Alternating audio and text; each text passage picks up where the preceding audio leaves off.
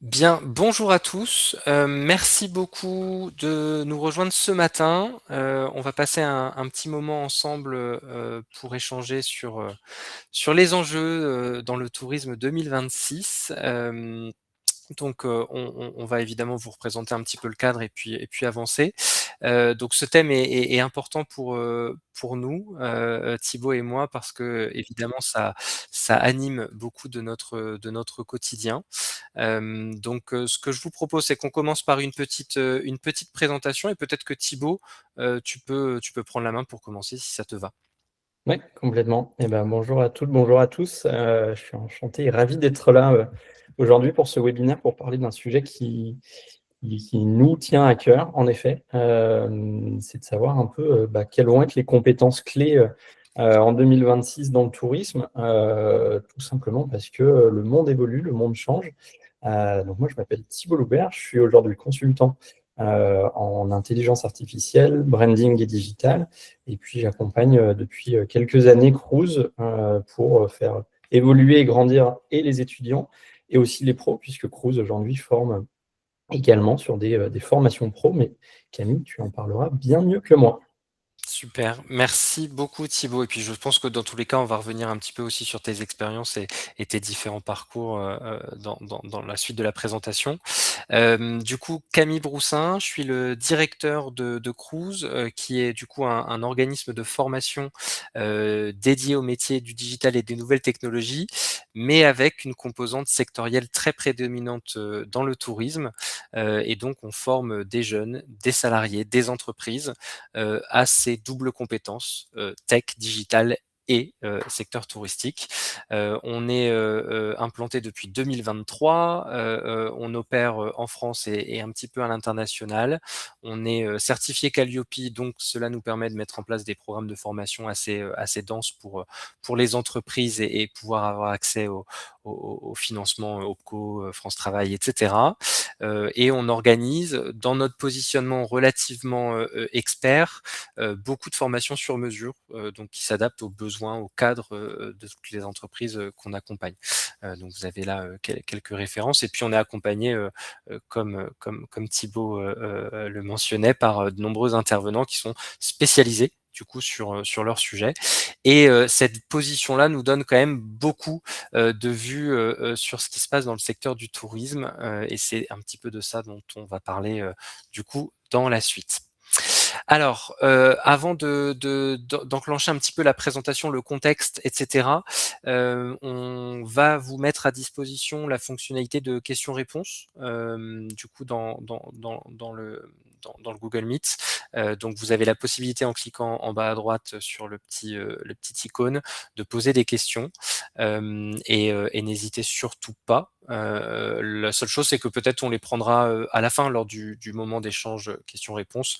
Ça sera peut-être un petit peu plus pertinent à ce moment-là. Mais voilà, n'hésitez surtout pas. On aimerait que ça soit quand même un petit peu interactif, ou en tout cas éclaircir les points qui nécessiteraient de l'être. Voilà, donc la mission de Cruise, à travers les éléments qu'on vous a présentés, c'est d'accélérer l'émergence de solutions sectorielles dans le tourisme. Et on prend cette mission vraiment à cœur, en considérant qu'à la fois les étudiants et les professionnels en entreprise peuvent être pourvoyeurs de solutions au sein de leurs entreprises. Et cette mission nous incarne depuis maintenant 3 ans. Et on est aujourd'hui très content de ce qu'on arrive à faire. Et c'est notamment sur cette base-là qu'on va poser un certain nombre de constats par la suite. Donc, pour commencer ce webinaire, on introduit juste un tout petit peu le sujet. Alors, on parle dans le tourisme en 2025 et en 2026 de nombreux sujets, mais il y a quand même un gros sujet qui revient, qui est celui de l'IA. Et évidemment, il est suffisamment nouveau ou récent pour qu'il suscite un certain nombre de questions et ou d'éléments à remettre en contexte. Donc, on vous aide un tout petit peu sur ces points-là. Donc, aujourd'hui, l'IA dans les entreprises, c'est relativement bien développé. On a l'IA qui est implémentée dans la plupart des fonctions, au moins une fonction opérationnelle. Et c'est une étude qui date en plus de courant 2025. Vous voyez, il y a même encore du chemin qui a dû être parcouru entre-temps. Par contre, seulement 1 des entreprises se considèrent vraiment matures sur le sujet, ce qui induit dans beaucoup de secteurs d'activité un vrai manque, d'implémentation de compétences et donc évidemment, il y a un besoin de formation qui est lié derrière et il y a, 44 des entreprises, interrogées dans cette étude-là qui ont quand même mis en place une sorte de programme de formation ou de sensibilisation en interne. C'est à la fois très rassurant et à la fois, problématique puisque rassurant parce qu'il y a quand même un début de démystification du sujet. Le problème étant que si ce n'est pas de la formation et que c'est de la sensibilisation, je donne pas très cher de, l'implémentation, derrière puisque, l'étape de la démystification est relativement, basique, mais c'est pas tellement celle-ci qui, va faire avancer l'entreprise et on a quand même 56 des entreprises qui n'ont pas encore, pris ce sujet-là. Il est d'autant plus vrai que, ce sujet est moins, le cas dans les PME. Donc en fait, plus la taille de l'entreprise est petite, moins le sujet de l'IA est évidemment, un sujet sur lequel il y a eu, de grosses réflexions ou de gros investissements et un autre point qui peut être assez intéressant, c'est que, finalement, assez peu de salariés, un tiers, se sent suffisamment formés à l'utilisation de l'IA en entreprise et donc ça dénote aussi d'un manque de compréhension, des outils, mais des fondements derrière, l'IA pour que, ça puisse avoir un impact suffisant en entreprise.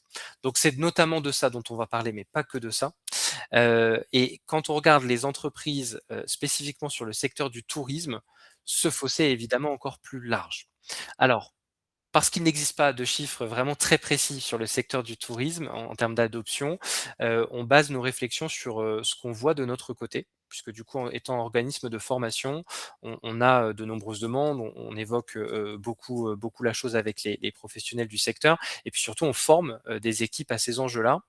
On voit aujourd'hui 3 retours terrain, vraiment enfin en fonction du type la typologie d'entreprise à laquelle on est confronté dans le tourisme. On a, le premier type de retour, c'est sur les grandes structures, les grandes destinations ou les destinations et tout ce qui est organisation touristique, au sens large. On nous demande souvent, de la démystification du coup, des formations plutôt courtes, de la masterclass, souvent en mode plénière et de manière relativement, équilibrée sur l'ensemble des salariés, des organisations. Ce qui fait que, le besoin réel derrière tout ça, c'est de ne pas être dépassé, de dire: «Bah, j'ai l'impression de suivre le train, en marche», et pour ça, c'est évidemment l'étape numéro un. C'est évidemment l'enjeu numéro un. Mais effectivement, ça a quelques problématiques derrière. C'est, la notion de mise en place, la notion d'investissement, post, formation et on se rend compte qu'effectivement, les équipes derrière ont pas totalement, les outils ou les méthodologies en main pour faire avancer leur entreprise. Donc ils ont des attentes qui sont relativement cohérentes, mais il y a une inadéquation entre, la demande de l'entreprise et finalement les attentes réelles, des salariés.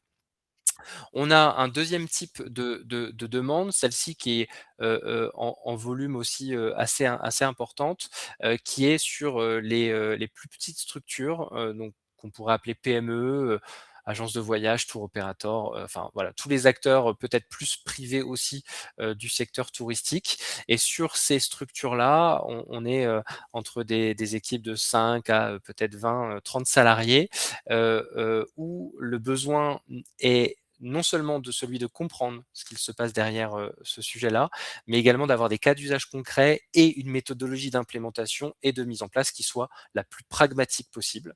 Et donc à ce titre-là, on commence à individualiser, la formation par département, par personne, il arrive aussi que ça soit le cas et l'enjeu pour eux, c'est d'avoir du concret dès le lendemain. Donc naturellement, quand on est sur des formations, comme celle-ci, la durée de formation est un petit peu plus longue et l'impact en entreprise post-formation est évidemment beaucoup plus direct. Voilà.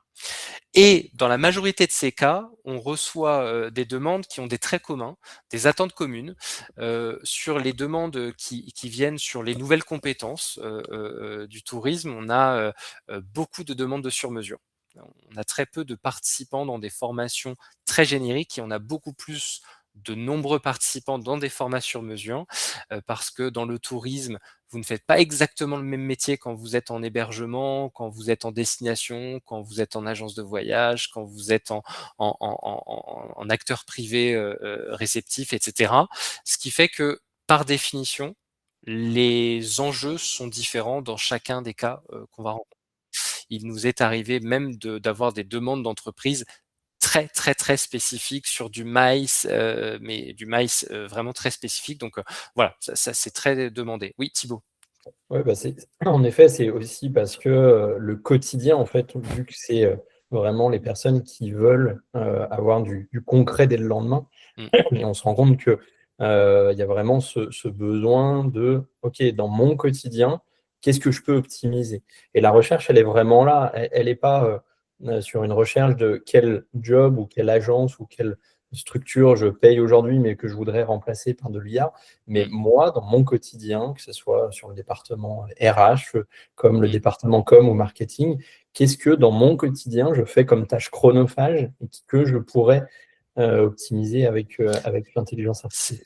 C'est totalement ça et du coup ça fait la transition avec la suite. C'est qu'en fait souvent, la demande est très orientée vers les besoins de l'entreprise en termes de process. Mais comme tu le dis, il y a beaucoup de besoins finalement qui sont beaucoup plus pragmatiques et beaucoup plus liés aux points de friction quotidien des équipes, dans leur productivité personnelle. Comment je gère mieux mes emails, comment je m'assure mieux, de ne pas faire tant de copier-coller, dans les mêmes fichiers chaque jour et souvent cette notion d'IA, parce que c'est vraiment l'enjeu premier sur lesquels les entreprises contactent, est peut-être corroborée par d'autres aspects que peuvent être des process, de la modification de process, de l'automatisation, de la structuration technologique, c'est-à-dire de mettre en place des outils technologiques qui viennent apporter de la valeur ajoutée indépendamment des sujets d'IA. Et donc, effectivement, ça nous permet d'adresser tous ces besoins-là en qualification et ensuite de proposer des formations qui correspondent parfaitement à ça. Et donc il y a vraiment une inadéquation aujourd'hui entre le ressenti des entreprises sur le besoin de formation qu'elles ont et finalement l'impact réel des compétences qu'elles souhaitent, qui est peut-être sur du gain de temps, de la productivité et pour ça c'est pas toujours que de l'IA ou des prompts dans ChatGPT ou autre. C'est ça, attention à l'effet baguette magique tiens, ok, on va être beaucoup plus performant si on se forme sur l'IA. Il y a quand Ouais. même un socle de process aussi, on s'en rend compte aussi dans certaines entreprises où en fait le socle vraiment de process, il n'est pas ok. Et donc rajouter de l'IA sur quelque chose qui est un peu cafouillage, bah, du coup, c'est vrai que c'est pas forcément la bonne chose à faire. Donc l'IA n'est pas une baguette magique. Et donc c'est vrai qu'il y a beaucoup, comme tu le mets, de questions qui sont non résolues parce que Mmh. il y a toute cette culture tech, toutes ces choses-là qui sont aussi à prendre en compte dans comment j'orchestre en fait un projet. Et je pense que c'est vraiment ça le nerf de la guerre, avant même de penser à des outils que sont l'IA, mais les réseaux C'est sûr. sociaux à leur époque étaient des outils aussi. Ouais. Donc il y a vraiment une stratégie à penser avant les outils. C'est totalement ça et donc du coup, quand on fait ces programmes de formation, on a évidemment aussi des feedbacks terrain, post-formation et souvent, au-delà de la montée en compétences, c'est-à-dire celle d'avoir acquis une compétence à un instant T sur le sujet sur lequel on était, il y a quand même des questions qui restent et des éléments qui sont, post-formation plutôt dans les mains de l'entreprise, ou dans les mains de: «Bon, bah et maintenant, qu'est-ce qui se passe, quoi?» Et donc, ces questions-là sont à peu près tout le temps les mêmes. Quelle gouvernance autour de l'IA? Est-ce que je fais de l'IA ou de l'automatisation ou les 2? Et quel outil je dois prendre? À quel moment? Et finalement aussi comment créer des process pérennes pour l'entreprise qui intègrent ça? Par où je commence? Avec quel projet? Ou ce genre de choses. Et dans la majorité des cas, on se rend compte que le besoin de formation, il est conditionné à: «Je ne veux pas être, complètement en dehors du marché, je veux pouvoir, savoir comment je peux utiliser concrètement ces outils-là». Mais ça laisse de côté quelque chose qui est essentiel et qu'on observe vraiment, c'est un trait commun à la plupart des organisations touristiques avec lesquelles on travaille, c'est que on oublie finalement l'élément le plus important, c'est comment nous assurer à long terme que ces compétences-là soient incarnées au sein de l'entreprise. Et pour ça, on l'a un petit peu théorisé depuis plusieurs mois maintenant. On se pose pas assez dans les entreprises touristiques la question de quelle personne ou qui dans l'entreprise a vraiment une culture tech. Et l'élément qui est central, c'est un peu ce que tu disais, Thibaut, là-dessus, c'est en fait de se dire qu'à un moment donné, former à l'IA, former à l'automatisation, former à ChatGPT ou former à je ne sais quel autre outil reste une compétence provisoire, alors que peut-être que l'enjeu qui est derrière est un enjeu de connaissance technologique générale, une culture technologique, au même titre qu'une culture générale ou une culture métier, qui nous permet de naviguer d'un outil à l'autre, de créer des synergies entre les différents outils ou entre les différents process, et d'avoir la capacité à impacter l'entreprise de cette culture. Et donc j'aime beaucoup cette phrase qui résume un petit peu notre positionnement sur la plupart des enjeux de formation auxquels on est confronté.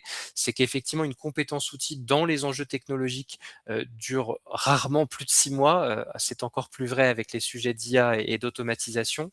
Mais la compétence qui est autour de la culture technologique, elle a une durée d'impact qui est évidemment beaucoup plus importante.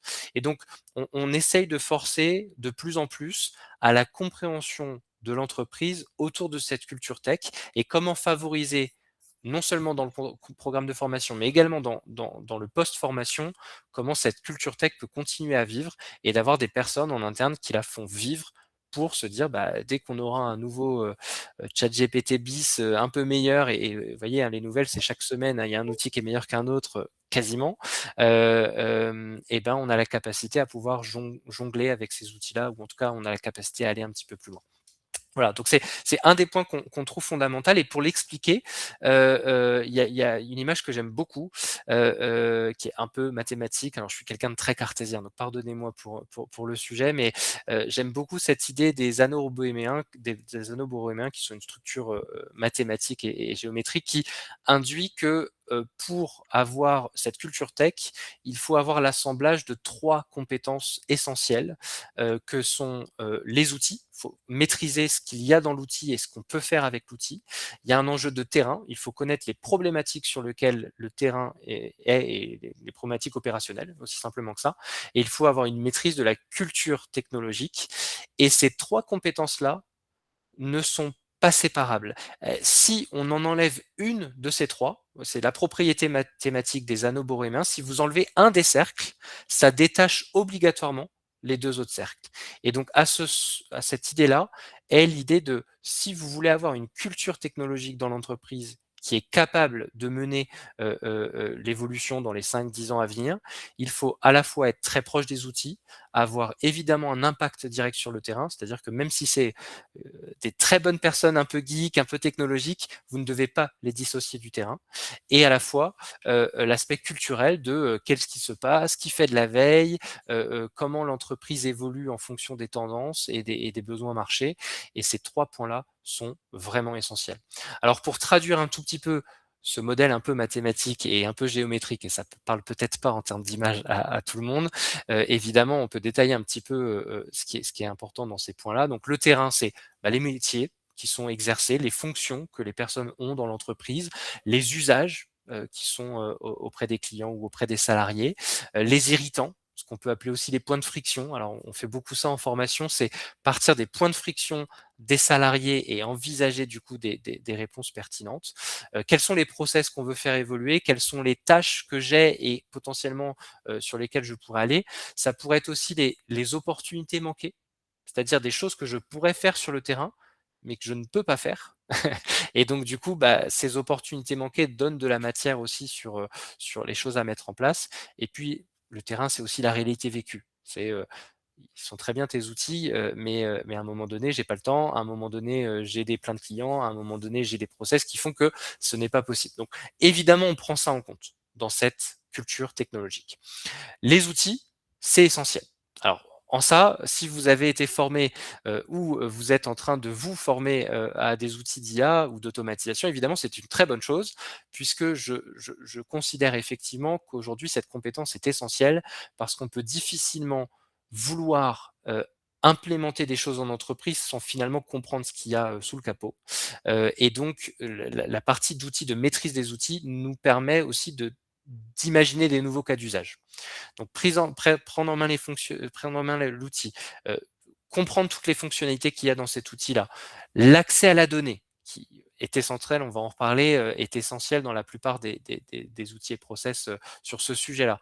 Et l'ensemble des éléments qui nous permettent d'appréhender les outils sont essentiels pour la compréhension de cette culture tech.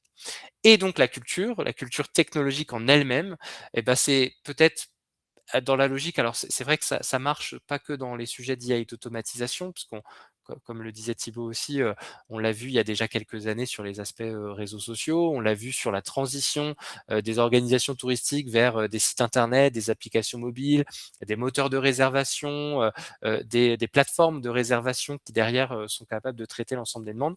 Quand vous êtes dans un projet technologique, il faut avoir des fondamentaux de la culture du test, aimer mettre en place quelque chose rapidement sur le marché et apprendre en fonction de ce qu'on a en retour, savoir interpréter les données, maîtriser des codes technologiques et web, parce qu'évidemment, des tendances font partie de cette culture, des nouveaux outils, faire de la veille également, avoir un esprit critique sur ce qui est bien et ce qui est pas bien dans cette technologie, et aussi envisager les liens entre les différents outils.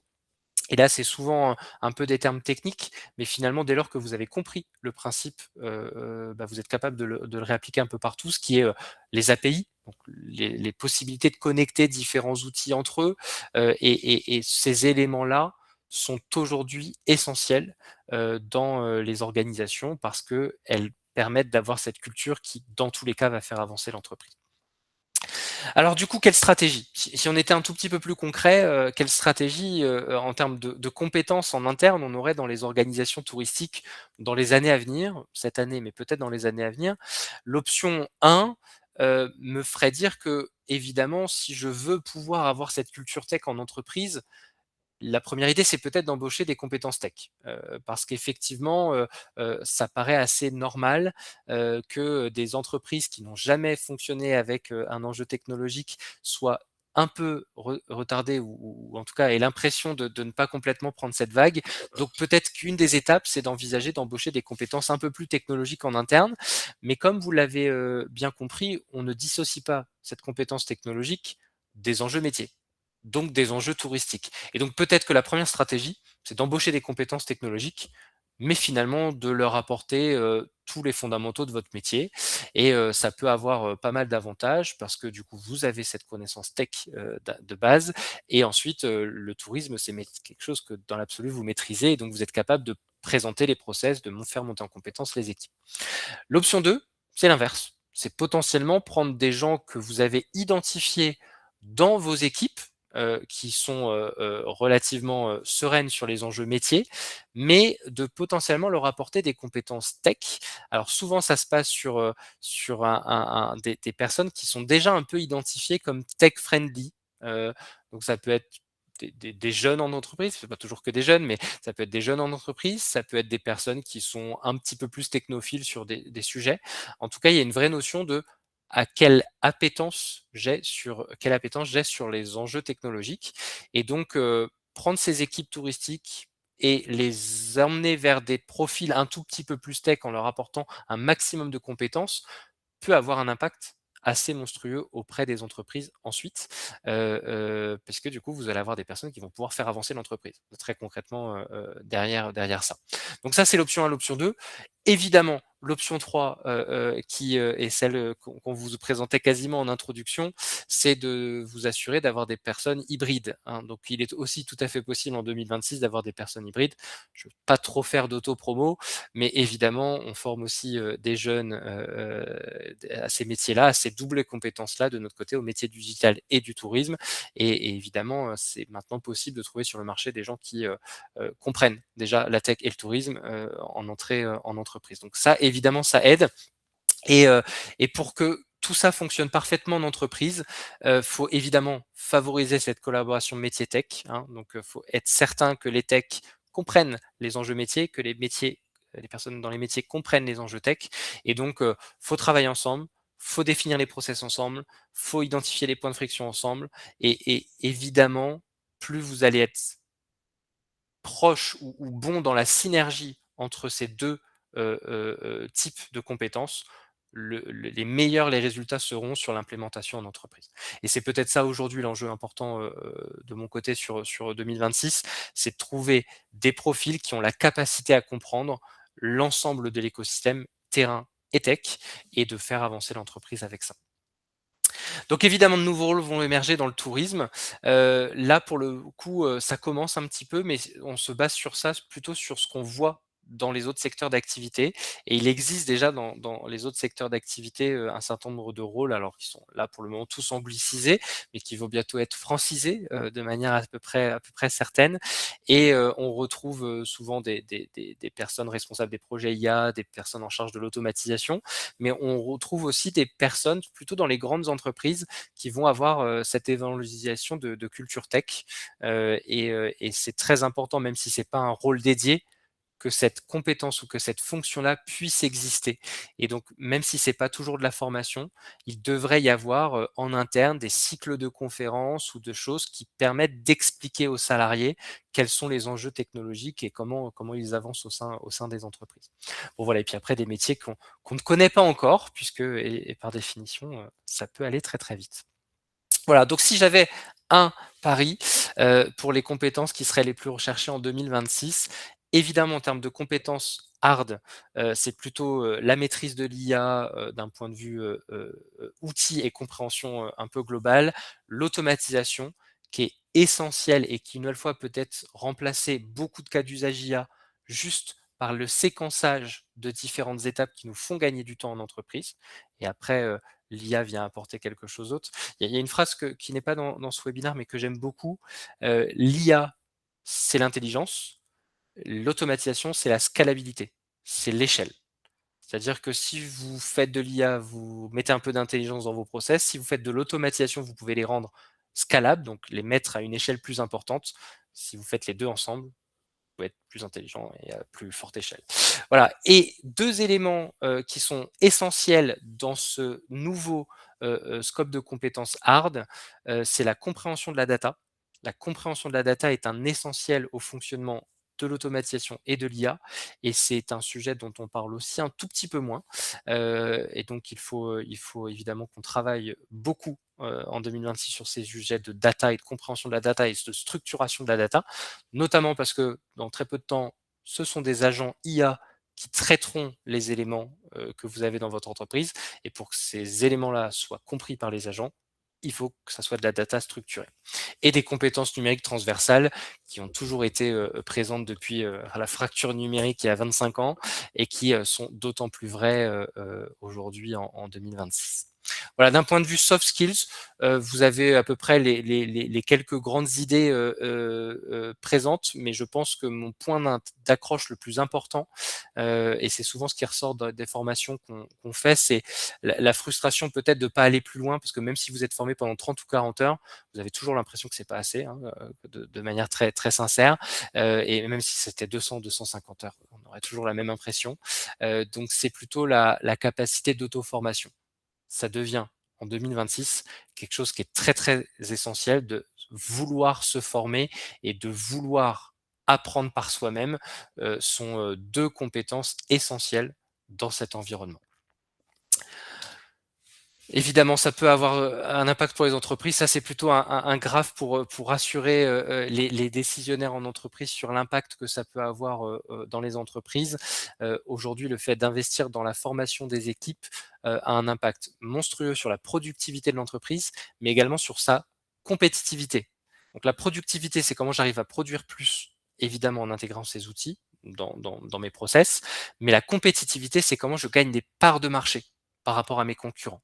Et comme ces 2 points très liés aux enjeux business des entreprises, évidemment, ça devient un focus pour les dirigeants et ça devient un focus d'investissement aussi pour 2026. Donc naturellement, on voit un gros sujet là.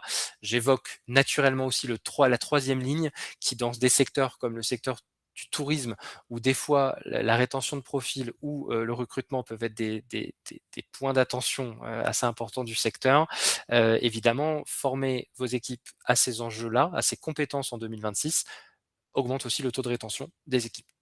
Finalement, ça peut avoir un impact dans tous les sens du terme.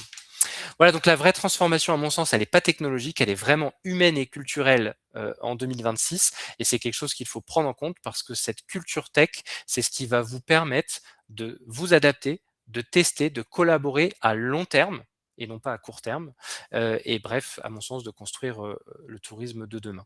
Voilà un petit peu ma vision des choses, et comme je pense qu'elle vient très en lien aussi avec, avec les éléments que Thibaut peut apporter, bah, je laisse la main à Thibaut aussi pour apporter son regard sur le sujet. N'hésitez pas si vous avez des questions, hein, évidemment vous pouvez tout à fait les implémenter dans dans la petite box à droite en bas de Google Meet. Alors tu as ton micro, Thibaut.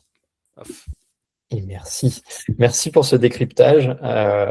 En effet, c'est des signaux sur l'évolution du tourisme et des signaux qu'on voit vraiment du côté des organisations touristiques. Donc, de mon côté, moi, j'ai été pendant une dizaine d'années au sein de la destination Val Thorens, donc en destination touristique plutôt typée hivernale. Et puis aujourd'hui, donc, comme je le disais, j'accompagne des structures sur l'innovation et le digital au sens large. En effet, tous ces signaux-là nous font dire qu'il y a des choses qui évoluent dans les compétences, mais surtout dans des métiers, en fait, dans le tourisme, et puis globalement un peu plus élargi, c'est vrai, dans pas mal d'entreprises. On a des métiers qui, aujourd'hui, n'existent pas encore. Et puis, si on regarde un petit peu dans le rétroviseur, tout simplement parce que en 2010, le métier de community manager, il n'existait pas dans le tourisme. Tout simplement parce que les réseaux sociaux n'étaient pas encore développés, les destinations touristiques ne s'y intéressaient pas encore. Et puis, on a des métiers, en 2020, par exemple, tout ce qui concernait la data, le content, les CRM, sont des métiers qui sont devenus vraiment centraux dans les organisations touristiques. Et on peut parier sur le fait que en 2030, ces intitulés actuels qu'on a sur les métiers, bah, ils seront déjà obsolètes. Et donc, plutôt que de parler d'outils, bah, en fait, ce dont on se rend compte, c'est que ce qui compte vraiment, c'est les compétences. Parce qu'on a un tourisme et des outils qui évoluent beaucoup plus vite que la manière dont les structures font évoluer les fiches de poste. Dit autrement, personne n'a fait d'études pour devenir responsable TikTok d'une station de ski. Et pourtant, aujourd'hui, c'est un métier qui est stratégique. Tout simplement parce que c'est un métier en termes d'image et même en termes de fréquentation, en termes de remplissage, qui est vraiment essentiel. Parce que quand on fait des millions de vues sur certains réseaux sociaux, bah, on est persuadé que ça vient profiter au remplissage d'une destination. Mais aujourd'hui, le pari, en tout cas, moi je suis prêt à signer dessus, si on fait là aussi, on regarde dans une boule de cristal. La compétence clé, à mon sens, en tout cas en 2026, c'est vraiment celle de venir structurer un projet et de se dire comment on va comprendre les enjeux et pas juste faire pour faire. Comment on va réussir à se dire quels sont les résultats attendus. Si dans un an, je dois étudier et parler du projet qu'on est en train de mettre en place, comment je vais, en termes d'indicateurs, en termes de posture, comment je vais me rendre compte que ce projet, il a réussi ou pas. Et puis après, on a aussi, dans la structuration du projet, la priorisation. De plus en plus d'entreprises, on se rend compte dans les entreprises que les gens courent après le temps, on arrive en fin de journée, on se dit « Ok, j'ai fait plein de choses, mais en fait, je ne suis même pas sûr d'avoir fait vraiment ce qui comptait aujourd'hui et ce qui était prioritaire aujourd'hui. » Donc là aussi, c'est un rôle et c'est une acculturation aussi managériale, hein, de dire à quel moment on a des structures qui permettent de donner les informations aux salariés pour structurer correctement des projets et les prioriser correctement. Dans le découpage, là aussi, le pilotage des projets, ben, on se rend compte que vraiment, il est important de venir découper des projets. Ça fait des années qu'on en parle, de pas forcément chercher à faire une Formule 1 dès le début, mais peut-être on commence par une draisienne, et puis un vélo, et puis après une moto, et on vient construire pour rendre en fait actionnable et transformer en étapes claires, on va dire, chaque projet. Donc cette compétence-là de structurer un projet, c'est vraiment une compétence clé qui va au-delà de «je sais utiliser de l'IA» ou «je ne sais pas utiliser de l'IA». Ça, c'est vraiment un sujet sur lequel, même quand on fait passer des entretiens, bah, c'est un sujet qui se répète, vraiment, de comment on arrive à, piloter, on va dire, un projet plutôt que vraiment chercher à le livrer, le lendemain. Parce qu'en fait, un projet, bah, il n'est jamais fini. On teste, on ajuste, on est vraiment dans ce test and learn continu. Et donc, cette compétence-là, à mon sens en tout cas, elle devient critique parce que on n'est plus comme on pouvait l'être il y a quelques années dans des silos, on va dire, dans l'activation des projets qu'on fait.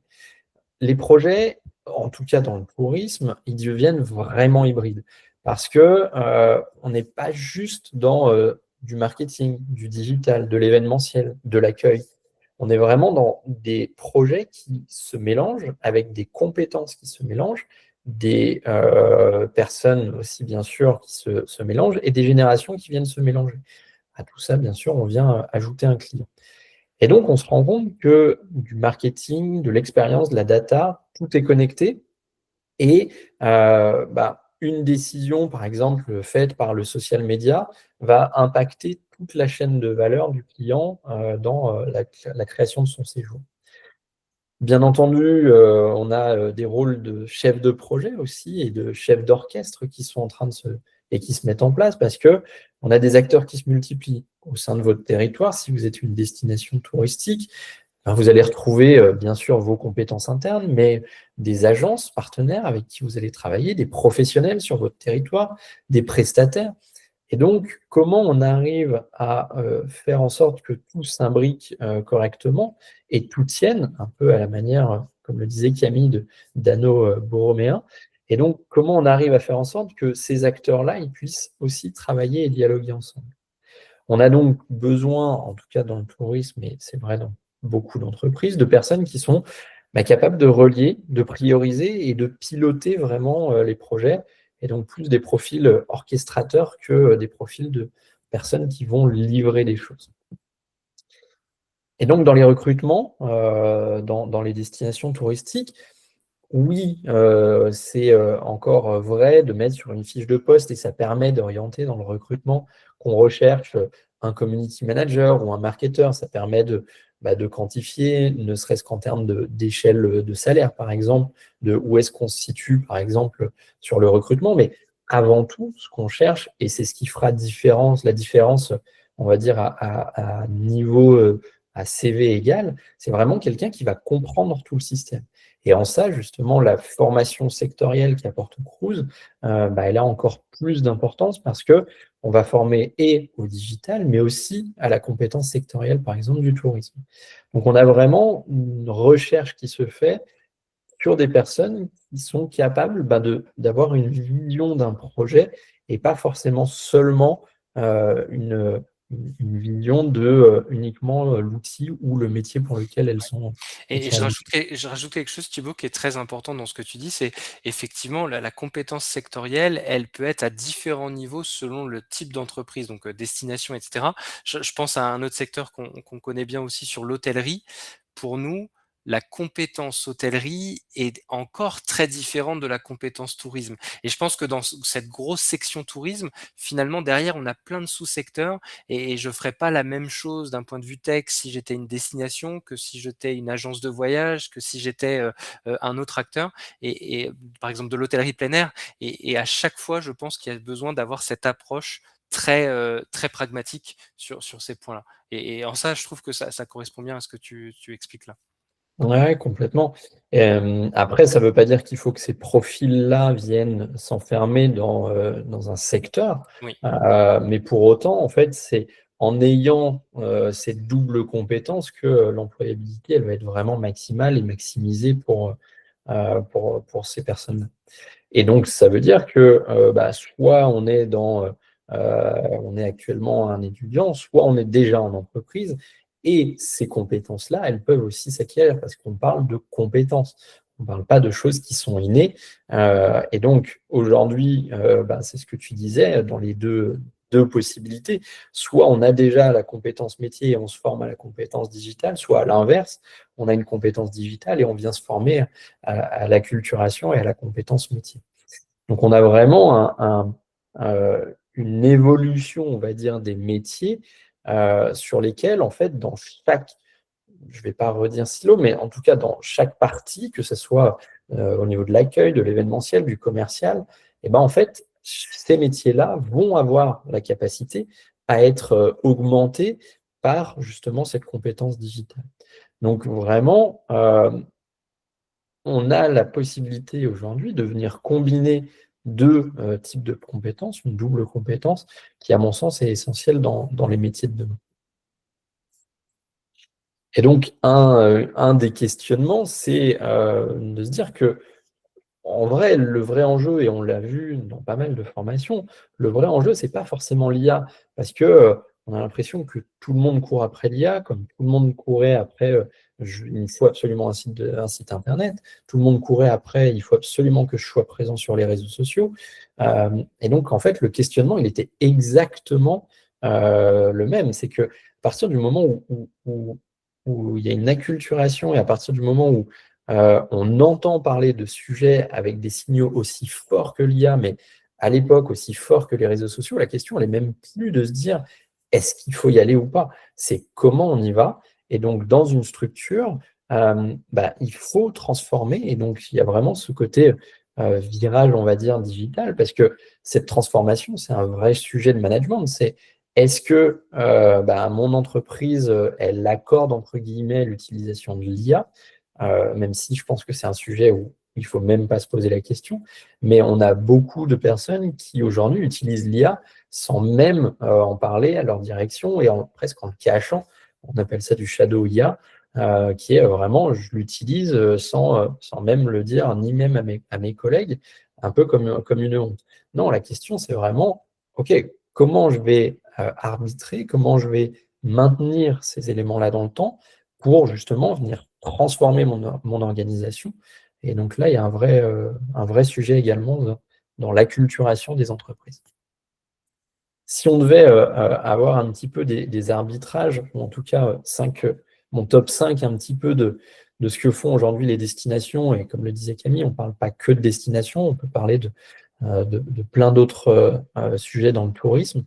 Mais en tout cas, ceux qui réussissent dans l'IA, des observations et des usages qu'on a pu voir, c'est déjà qu'elle commence par les enjeux, pas par les outils. Si demain, vous cherchez une formation pour aller faire une formation sur ChatGPT, très bien, ChatGPT est un des outils IA les plus connus du moment, mais il n'y a pas que lui. Et donc, ça serait dommage d'aller s'enfermer dans un outil alors qu'il y a une possibilité vraiment de commencer par les enjeux et donc de partir, par exemple, des irritants clients. Mais quand je dis irritants clients, c'est aussi les irritants de vos salariés. Est-ce que aujourd'hui, à l'époque de l'intelligence artificielle, il y a encore une plus-value à ce que une personne ou une autre vienne taper pendant une réunion un compte-rendu de réunion, alors qu'on a la possibilité d'enregistrer, de faire passer ça dans des outils d'IA pour justement avoir des résumés. Donc, vraiment de partir des irritants et non pas de la technologie. Ensuite, c'est de choisir quelques projets à fort impact. Quand je dis quelques projets, c'est pas de se dire, tiens, on va lancer 30 projets IA. L'idée, c'est d'être vraiment focus sur des projets qui créent vraiment de la valeur. Ensuite, elle teste, mais avec une logique de déploiement. On a vu beaucoup de sujets autour de l'IA, de se dire, c'est super, pendant la formation, vous faites quelque chose, vous faites un super exemple, c'est un truc qui marche très bien, et puis on fait un retour d'expérience un mois après, en fait, on se rend compte que on ne l'a pas mis en place parce que on n'avait pas vu les coûts, par exemple, que ça allait représenter, ou parce que on passe plus de temps à améliorer ça qu'à vraiment l'utiliser. Donc, on a vraiment ce côté-là de tester, bien sûr, mais avec une logique de déploiement.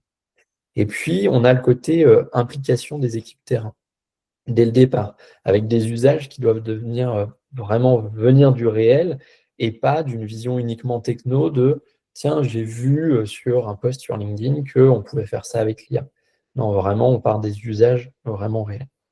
Et puis, il y a ce côté culture d'apprentissage. Alors, culture, on parle beaucoup de culture, du coup, culture tech, culture d'apprentissage, là C'est aussi. peut-être ça la compétence, du coup.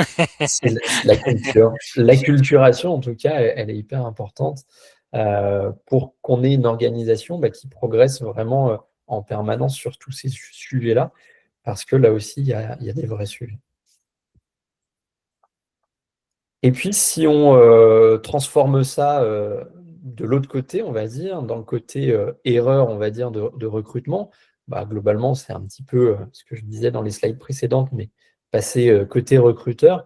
Aujourd'hui, recruter un expert outil, ça n'a pas de sens en fait, parce que vous allez embaucher une compétence technique, alors que l'idée, à mon sens en tout cas, et Camille le partage, c'est qu'il faut vraiment avoir une capacité à structurer et à apprendre, parce que Camille était gentil en disant que l'IA évolue toutes les semaines. Je pense que chaque jour, il y a un nouvel outil, chaque jour, il y a une nouvelle évolution, et donc on peut être très vite dépassé.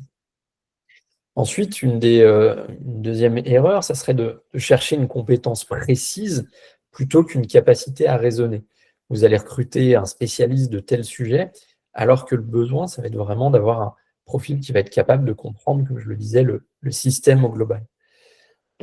Ensuite, dans l'adaptabilité, votre univers évolue vite, le digital évolue vite, en tout cas trop vite pour recruter vraiment uniquement sur le parcours qui serait académique. Bien entendu, vouloir le mouton à 5 pattes, là aussi, on attend des profils qui vont être hybrides, qui vont pouvoir challenger l'organisation, mais on garde des silos qui vont les empêcher d'agir. Là aussi, je pense qu'il y a un vrai sujet de management et de gouvernance d'entreprise dans le futur. Et puis, avoir des profils qui ne savent pas tout, qui en sont conscients, mais qui vont apprendre plus vite que les autres. Là aussi, c'est des choses qui sont hyper importantes et qui rebouclent avec ce dont parlait Camille, c'est comment j'arrive à garder au sein de l'entreprise des talents. Et enfin, dans la vision, on va dire, un petit peu de toutes ces compétences-là adaptées au tourisme, je pense qu'il y a 5 arbitrages un petit peu qu'il faut voir et sur lesquels c'est important d'être focus. Le premier, ça va être d'aller aligner un petit peu dans la vision business et la vision qu'on a des projets, d'aller aligner, par exemple, le marketing avec les performances autour d'objectifs concrets.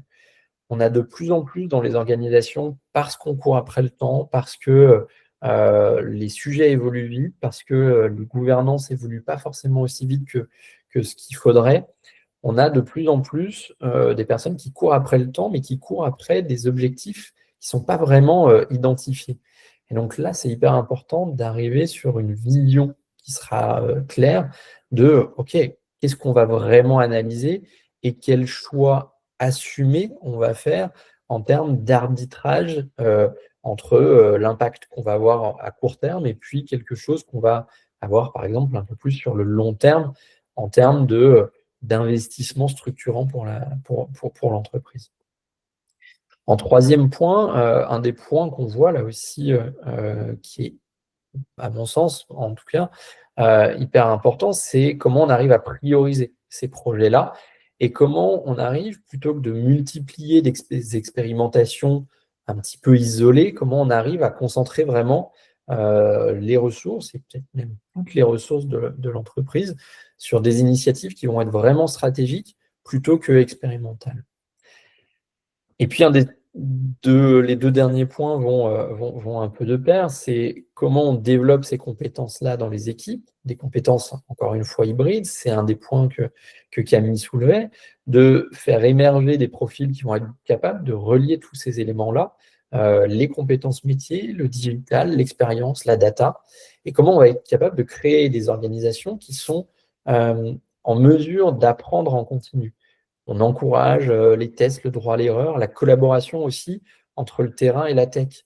Il ne faut absolument pas que les services digitaux des entreprises travaillent dans leur coin, décorrélés de tout ce qui se passe vraiment sur le terrain. Si par exemple demain, vous êtes dans une entreprise d'hôtellerie, là, il y a vraiment une amélioration permanente à mettre en place avec une collaboration terrain-tech qui est presque à créer en format binôme pour justement permettre d'avancer et de créer des projets. Donc on a vraiment, en tout cas en décryptage, et pour finir sur cette partie-là, à mon sens, en tout cas, un tourisme qui ne sera pas dominé par la technologie, mais vraiment par ceux qui savent organiser cette technologie, orchestrer cette technologie et structurer la technologie.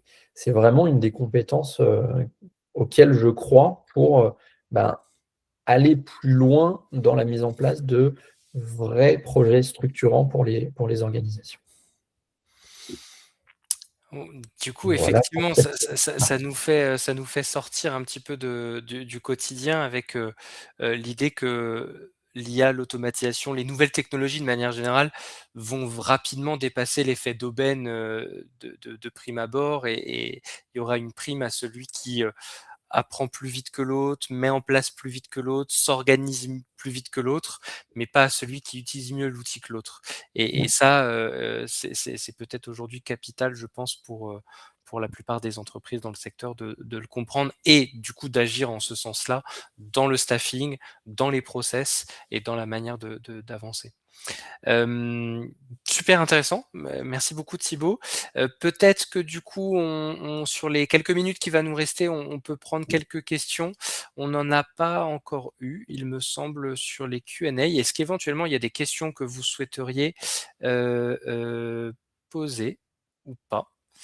Donc une fois, vous allez en bas à droite, vous pouvez avoir la fonctionnalité Ask a Question. Donc logiquement, ça devrait être bon. Moi j'en ai une. Deux questions? Oui. Ok. C'est quoi, d'après toi, les trois métiers qu'on va voir émerger dans les euh, prochaines années, s'il fallait vraiment se dire, je prends ma boule de cristal et en 2026, Mmh. fin 2026, c'est quoi le métier Ouais. euh, Alors j'ai effectivement, un recul sur ça parce que comme je le disais, sur, les premières slides, j'ai quand même l'impression que le sujet de l'IA est un sujet d'utilisation personnelle au sein d'un process d'entreprise et donc évidemment l'entreprise a sa responsabilité, mais il y a vraiment une approche assez personnelle de productivité et cetera. Ce que je suis assez certain de voir, c'est que énormément de priorités et de cas d'usage sont effectivement tournés vers l'automatisation. Ce qui me fait dire qu'au même titre que, il y a, 30, 40, 50 ans, on a, commencé à mettre, des, robots dans des industries, dans des chaînes de production et cetera, parce qu'on avait des problématiques à gérer, les tâches répétitives et qui prenaient du temps, me fait dire que cet enjeu d'automatisation est aujourd'hui un des sujets les plus importants et qui va être nécessaire en entreprise. D'avoir des personnes qui sont capables de faire connecter des outils entre eux, parce que c'est aussi un problème dans toutes les entreprises, hein, d'avoir des solutions technologiques très, très diversifiées selon le silo dont on est en train de parler. Et en fait, on n'a pas une unification de l'ensemble de cette data ou d'interconnexion de cette data. Et je pense qu'aujourd'hui, il faut un profil en interne qui soit sur ces notions d'automatisation, récolte de la donnée et automatisation de cette donnée. Et je pense que je donnais quelques idées là de titres qu'on voit sur d'autres secteurs, typiquement les spécialistes automation ou les Chief Automation Officers, pour moi, sont les futurs directeurs de production, directeurs des opérations, directeurs de process, auxquels aujourd'hui, et même dans une ère où on va vers l'IA agentique, il faut des gens qui structurent l'automatisation et les workflows. Et je pense ça presque beaucoup plus capital que la capacité à prompter ou à utiliser des outils d'intelligence artificielle en termes de cas d'usage. Voilà, je trouve beaucoup plus de matière ou d'impact direct sur les entreprises vers l'automatisation. Ouais, et puis la manière, encore une fois, d'organiser tout ça, Exactement. des vrais workflows vraiment Et, et, de je pars de cette information-là et je veux aller vers ça. et que ça Et impacte toutes les équipes à tous les d'anticipation derrière. niveaux de la hiérarchie, parce qu'une fois, c'est un avantage, hein, c'est pas que sur les métiers opérationnels, c'est sur l'ensemble des métiers. Et je pense que si l'entreprise, par un process automatisation, arrive à gagner 40 ou 50% de sa productivité, on est déjà sur une belle première étape, d'une certaine manière. Est-ce qu'il y a d'autres questions, éventuellement, avant qu'on clôt peut-être le sujet? Je suis pas sûr qu'il y en ait eu, hein, dans l'intervalle. OK, bon, bah, écoutez, ça marche. Dans tous les cas, évidemment, la conversation peut toujours avoir lieu, après. Si je te posais juste un mot de la fin, toi Thibaut, sur ta perspective, où est-ce que tu penses comment tu penses que la prochaine entreprise, qui va naître, hein, demain, liée à ces éléments-là, sur quelle valeur ajoutée ça va être dans le secteur du tourisme? Sur quelle proposition de valeur ça va être? Est-ce que ça va être sur la réponse à une problématique du secteur, particulière? Est-ce que ça va être sur, une IA un peu omnisciente et cetera? Dans quelle mesure tu vois cette proposition de valeur d'une entreprise qui va être créée, sur ce sujet-là? Bah, je pense qu'aujourd'hui, la majorité des entreprises qui se lancent et qui officient en termes d'IA et de tourisme, je pense qu'aujourd'hui, elles manquent encore un petit peu de présence terrain, ou en tout cas, elles manquent encore de décryptage de, OK, physiquement sur le terrain, qu'est-ce qui se passe vraiment? Je mets en place un outil d'IA, par exemple, pour des équipes accueil, mais je me rends même pas compte de comment est composé leur quotidien et quel temps elles ont vraiment. Donc, je pense que vraiment la reconnexion entre des outils et vraiment ce qui se passe Physique. sur le terrain, ça Ouais. sera ça un petit peu À travers, l'évolution des naturelle. capteurs, finalement, c'est des capteurs pour capter de la data et Mmh. derrière avoir, de la mise en place de solutions technologiques, Ouais, à forte valeur ajoutée. OK, complètement. trop bien. Merci beaucoup Thibaut. Merci beaucoup à toutes et à tous, pour votre participation et puis, bah, vous recevrez très bientôt le lien du replay si jamais. Au plaisir d'échanger, dans les prochaines semaines ou prochains mois, sur vos enjeux évidemment, de formation dans le secteur si nécessaire. Très bonne continuation, bonne journée et bon Bonne week-end à tout journée, le monde. Merci beaucoup. à très vite, au revoir.